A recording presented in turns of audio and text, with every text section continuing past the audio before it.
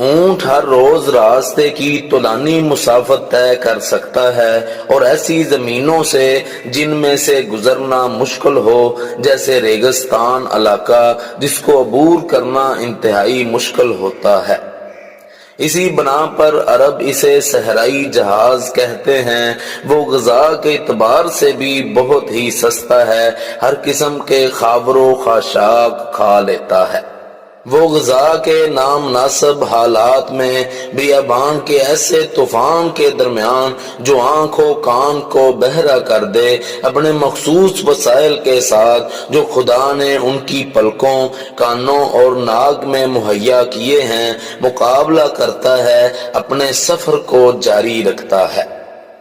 वो अपनी पूरी ताकत और कुव्वत के बावजूद निहायत मुती जानवर है। एक छोटा सा बच्चा भी ऊंट की मुहार हाथ में लेकर